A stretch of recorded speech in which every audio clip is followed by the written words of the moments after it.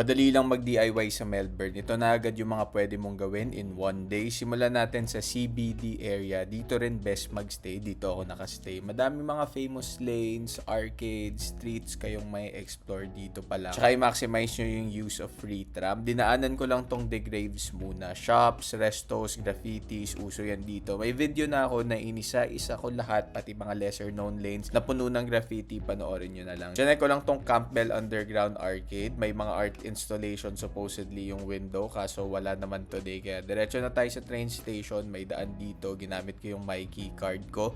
Mikey yung beep nila dito sa Sydney, Opal card yung ginagamit. Ang saya din mag-train dito, lalo na pagpapalayo sa CBD kasi tahimik. Pinipindot pala yan, no, para magbukas. Kanina pa ako na stuck. Sinundo ako ni tropa, chinek namin tong Abbotsford Convent. Dating convent, now a hip, artsy, cultural district. May museum, art shops, restos, cafe. Medyo creepy din nga yung buong paligid, parang nasa movie set. Merong hike route sa likod lang nito na makikita mo yung Yarra River. Marami kayo kaya hindi naman nakakakaba. So tara, nag-hiking na muna kami. Ganito yung mga trip namin, nature habang nagkukwentuhan. Yung tropa ko, half Pinoy, half Australiano na siya. Dito na talaga siya nakatira. Kaya parang taga dito na talaga yung vibe niya. O diba, sweet? Binigyan pa ako ng multivitamins. Connect lang kayo sa nature dito. Pag nagutom na kayo, pumunta na kayo agad sa Fitzroy. A must-visit neighborhood dito sa Melbourne. The best siya for food trip. Kunyari, dito sa A1 Bakery. Ay, nako, ganyan yung mga weakness kong pagkain. Mga Mediterranean, Middle Eastern. Gusto ko nga i-try lahat. Napaka-special nitong A1 special pizza nila. Lasang maaalala mo pa rin habang ine-edit mo yung video. Stop ka rin sa mga bookshops, may mga little art galleries, hobby stores.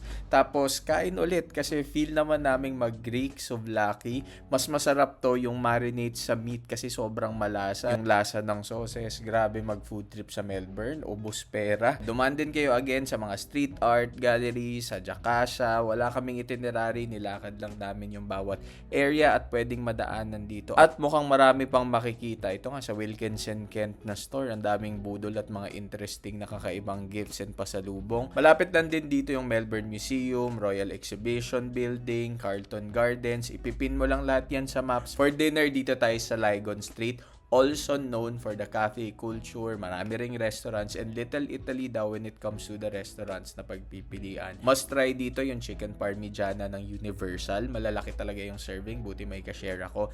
Pero yung the best meal of the day and of our trip is itong pizza na nakalimutan ko lang talaga yung flavor, pero pareho kami ng tropa ko na sarap kami. One of the best pizza daw na na-try niya dito sa Melbourne. Baka dun sa YouTube video na i-upload ko, naalala ko na yung pangalan nito.